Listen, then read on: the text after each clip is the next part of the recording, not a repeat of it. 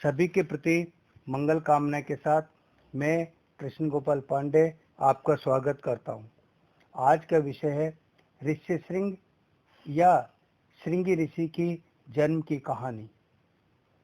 महाभारत के पर्व के अध्याय 110 के श्लोक 30 से 40 तक के अनुसार किसी प्रसंग में लोमश ऋषि ने युधिष्ठिर से कहा कि देवताओं की नदी पुण्य सलीला कौशिकी के पास ऋषि विश्वामित्र का रमणीक आश्रम था। यहीं पर कश्यप गोत्रीय महात्मा विभांडक का पुण्य नामक आश्रम था।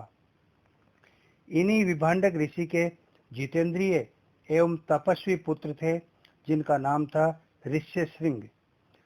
उनका यानी ऋष्य श्रृंग का जन्म एक मृगी अर्थात हिरणी के गर्भ से हुआ था। इस पर युधिष्ठिर ने लोमश ऋषि से पूछा कि विभांडक के पुत्र ऋष्य श्रृंग का जन्म मृगी यानी हिरणी के गर्भ से होने की कहानी क्या है? कृपा करके वह कहानी मुझे सुनाओ। इस प्रश्न के उत्तर में लोमश ऋषि ने कहा कि विभांडक का अंतःकरण तपस्या से पवित्र हो गया था। वे प्रजापति के समान तेजस्वी और अमोघ तेज वाले थे।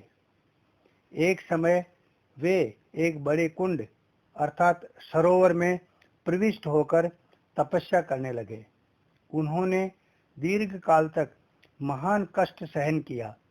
एक दिन जब वे सरोवर में स्नान कर रहे थे तो उस समय उन्होंने उनके सामने उर्वशी नामक अप्सरा को देखा।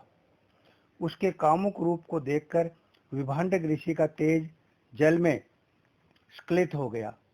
उसी समय प्यास से व्याकुल हुई एक हिरणी वहां आई और पानी के साथ उस तेज को उसने पी लिया। इसके कारण वह गर्भवती हो गई। वास्तव में वह हिरणी पूर्व में एक देवकन्या थी। लोक सृष्टा भगवान ब्रह्मा ने उसे यह वचन दिया था कि तू हिरणी होकर एक मुनि को जन्म देने के पश्चात हिरणी की योनि से मुक्त हो जाएगी और फिर से देवकन्या हो जाएगी। ब्रह्मा जी की वाणी अमोघ है और विधि के विधान को कोई टाल नहीं सकता है।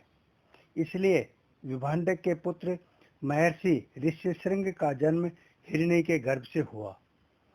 जन्म के समय ही उनके सिर पर सिंह की तरह का एक उभार था।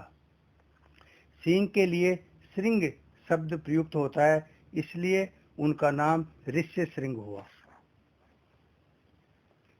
लोमश ऋषि की बात सुनकर जिज्ञासावश युधिष्ठिर ने लोमश ऋषि से पूछा कि विभांडक के पुत्र श्रृंगी ऋषि का जन्म हिरणी से कैसे हुआ? यह तो प्रकृति के विरुद्ध लगता है। हिरणी के गर्भ से मनुष्य का जन्म कैसे हो सकता है? युधिष्ठिर का संशय दूर करने के लिए लोमश ऋषि ने इसके 3 कारण बताए।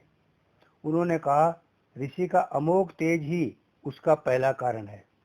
विधाता की गति उसका दूसरा कारण है, क्योंकि देव कार्यों की सिद्धि के लिए ऋषि को निमित्त बनाना अनिवार्य था। और तीसरा कारण था देव निर्मित होनहार। निष्कर्ष के रूप में इसे यूं भी समझ सकते हैं कि उस काल में धर्म सत्ता व तपोबल के प्रभाव से इस प्रकार की अनहोनी घटनाएं सामान्य बात थी और ऐसी ही घटनाओं के पीछे कोई न कोई दिव्य उद्देश्य हुआ करता था। इसके साथ ही ऋष्य श्रृंग या श्रृंगी ऋषि के जन्म की कहानी का वर्णन समाप्त हुआ।